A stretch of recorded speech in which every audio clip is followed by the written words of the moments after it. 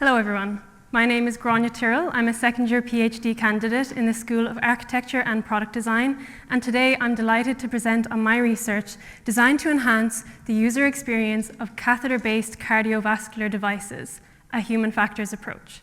Slide please. You may have all heard that last year was the first time a female crash dummy was ever developed. The ergonomics industry standard is to design to the capabilities of the 25th percentile female, but in reality, this data doesn't even exist. I'm going to tell you more about this and how my research aims to fill user data gaps in the field of cardiology. We can see here an example of a catheter-based procedure.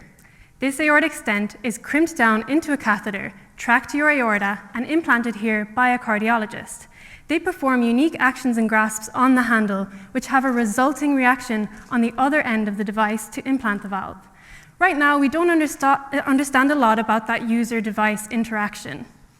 Human factors aims to improve design by understanding both the capabilities of the user and their limitations, and mitigating use-related error. So you can imagine, for the field of cardiology, reducing error is really important, and design has a big role to play.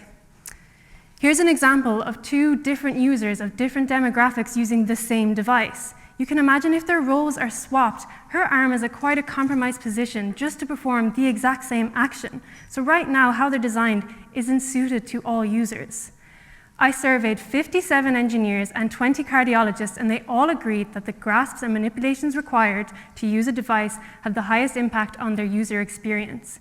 So I surveyed hours of footage. I found 21 grasps were used during this procedure, and only 5 had relevant user data in the standards used by engineers, and none of them were for a female cohort.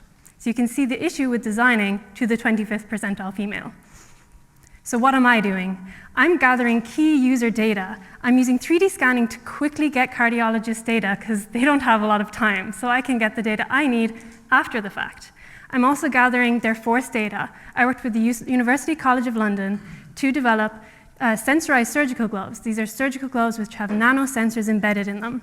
And I also developed a simulated test rig to get real-time force data from the cardiologists. So we can understand a lot more now about that user and device interaction for an international cohort of mixed genders.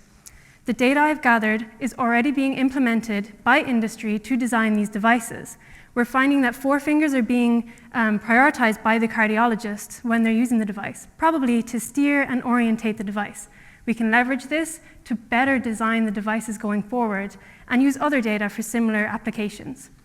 By improving the device, we can enhance the user's experience and, importantly, improve patient outcomes.